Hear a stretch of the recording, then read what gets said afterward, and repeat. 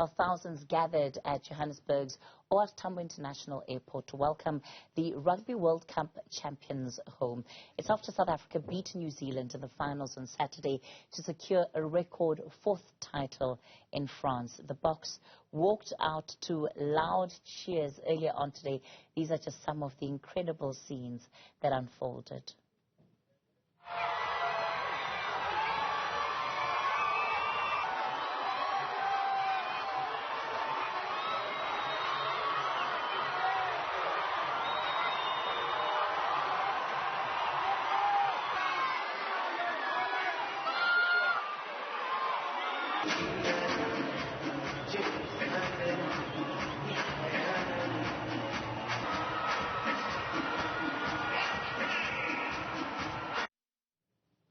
Well, Yolulwe Qoshe was out there in the crowd. He joins us in studio. Yolulwe, what an amazing morning and afternoon it became for the Springboks.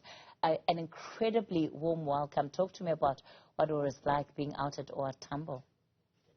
Well, a very good evening to you, Kathy, as well as to the viewers at home. It was absolutely incredible scenes at the Tambo International Airport. You could just see how excited people were to welcome back home their heroes, a Springbok team that had done something unprecedented, the first ever rugby team to win 4 Rugby World Cups.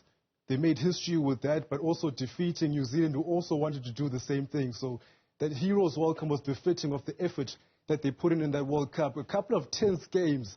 A lot of South Africans were finding it hard to finish those games because they finished with 1 point being the difference, but they were resilient the whole way through, and they really did do the country proud. You saw people from all walks of life, people from all types of races, different types of races, all uniting in the spirit of this victory. This is what those type of victories do for South Africa, similar to 2019, similar to 2007, and that most iconic one at Ellis Park in 1995. I spoke about the 2019 victory. Siyakolisi says at that particular point they did not aim to win that World Cup, but when they got close, they said, okay, let's do it for us as players.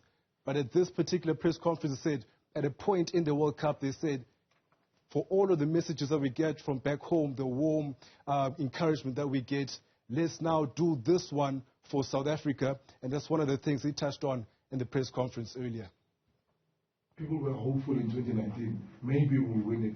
But this time we could feel that people expected us to win this World Cup. So the support and the videos, as Mr. President said, honestly, after trainings we would see, or after games we would see what's happening back at home. And that's why we made the decision that we've already won the World Cup in 2019. It's not about us as players anymore. What can we play? We always played for South Africa, but we wanted to make sure that this one is for the people of South Africa. This one is for every single person in South Africa, rich, poor, it doesn't matter, and it doesn't matter where you come from, because of the team that we have, which is very diverse team, which is very beautiful as well. We all come from different walks of life, different races, even though, you know, we come from different walks of life. We had a coaching staff who knew how to align us as a group. And that's the Springbok captain, Siyakolisi.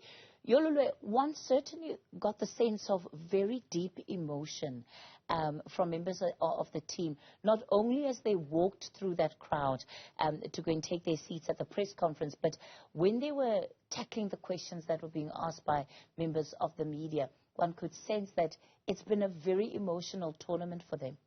Yes, Kathy, not only that, there were certainly some very tense moments. You speak about emotions.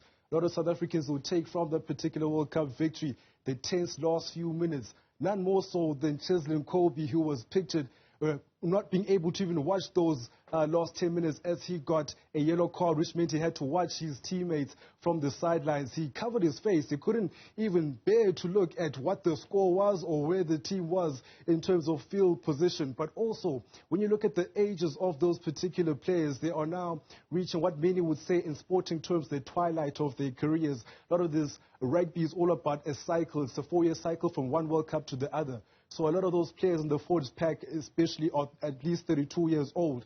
So which means by the next World Cup, they might be 36, 37 and might not make it. So they realize this might be their last opportunity to make their country proud at a World Cup.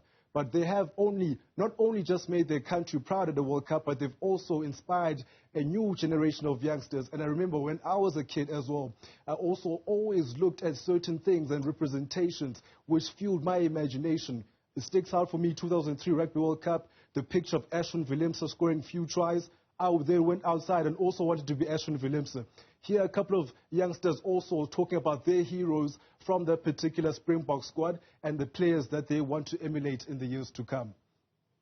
I like Andre Pollard because he's kicking very well, and he's playing number 10 and I'm also playing number 10. Yeah, but it's a bit because I am also playing number 4 and he's my best.